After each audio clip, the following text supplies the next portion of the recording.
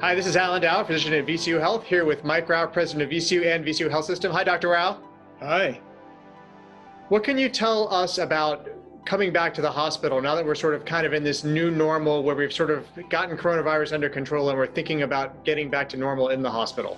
Well, we've always been a safe hospital, there's no question about it, but we've learned a lot through this process. So as we prepare for May 1st, which is right around the corner, we're excited and we're safer than we've ever been. We've been focusing on all of the things that we needed to be sure that we could open the door all the way to the people who need us the most. Knowing how much of an issue that safety is for so many people, our reactivation plans are centered around safety. VCU is safer than it's ever been. So how do we get back to sort of a new normal? How do we think about reactivation and when should we do that? The thing that we're trying to do, when I say short term is focused on the coronavirus, but then long term, we've got to remember that we are the safety net, not just for this region, but the largest in the state. And our patients, of course, are highly vulnerable to SARS coronavirus 2, but they're also vulnerable generally, and we have to remember that, right? We're doing everything we can to be sure that we have screening at all of our entrances, not just for our employees, but for our patients and potentially people who are there to support them as well.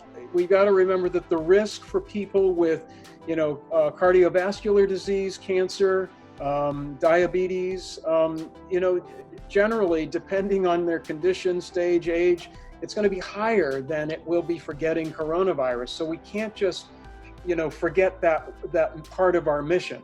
And so we have not done that. It's been important for us to focus on reactivating our services to the community because that's our long-term mission, and we've got to stay committed to that. We've started to talk about what we call chronic COVID or life with COVID. We're now getting into more of a steady state and figuring out how to deliver all of our services that we were doing before, but now in a sort of a COVID context, if you will. So what does that look like as we're trying to move forward? We have to sort of re-envision how we're doing everything. For example, patient appointments. Prior to COVID, they were all face-to-face, and now it must be 70-80% of our patients are seeing doctors virtually through some sort of telehealth connection. When people do come in, we are screening, making sure those with respiratory symptoms or possible COVID get directed to dedicated areas for their care, and patients with other needs have access to services and providers in separate areas, particularly in our ER, for example, where we've had great progress in dividing separate streams, if you will, for patients.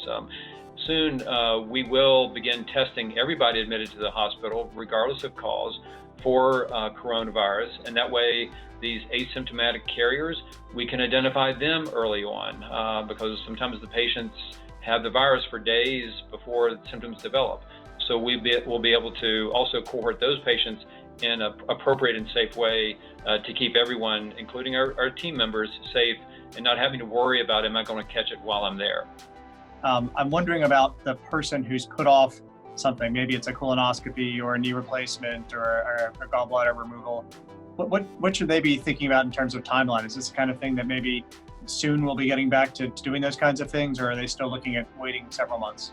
It's one of those things, the longer you put it off, the higher risk you're taking, and we don't want people taking those risks anymore. So again, our providers are reaching out, in some cases personally by phone, talking to patients, answering their questions, reassuring them that we're here, we're capable of delivering the care and doing it in a safe way. And you said the magic word, it is safety first. That is paramount in all of our planning, both for those patients who need urgent issues taken care of, emergency conditions, as well as our team members. We want to make sure everyone is in the best place possible to help us achieve our mission.